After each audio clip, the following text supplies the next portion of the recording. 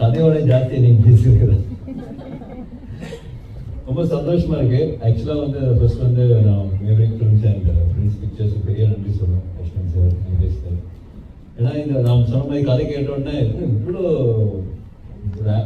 ப்ராடாக இருக்கு, இவ்வளோ வேலை இருக்க, ஒரு ப்ரொடக்ஷன் வேல்யூவே ஜாஸ்தியாக இருக்குன்னு நான் ஃபீல் பண்ணி சொன்னேன் நான்.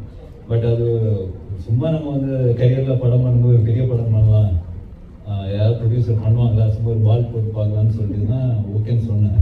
பட் லக்ஷ்மண் சார் என்னோட இது வந்து பிரதர், இது வந்து நம்ம பயங்கரமாக பண்ணுவோம், நோ காம்ப்ரமைஸ், அந்த ஒரு கான்ஃபிடென்ஸ் கொடுத்து பெரிய ஒரு பலமாக இருந்தது. ஏன்னா சும்மா காசு நிறைய செலவு பண்ணணும், இல்லை ஸ்டன்ஸுக்கு நிறைய செலவு பண்ணணும்னு இல்லாமல் கதைக்கு இது தேவைப்பட்டது, அதனால அவங்க அந்த படம் அவங்க ஸ்பெண்ட் பண்ணியிருக்காங்க. So thank you so much sir, thank you so much for trusting Mannu for this film. ரொம்ப முக்கியமான விஷயம்.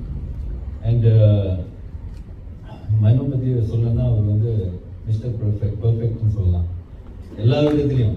அதை பார்த்தீங்களா எவ்வளோ கார்டினேட்டர் ட்ரெஸ் ஷூலாம் போட்டு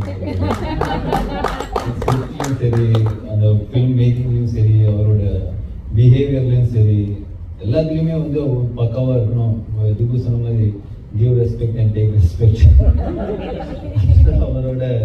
அவரோட மோட்டோன்னு சொல்லலாம். Very very hard working, very clear.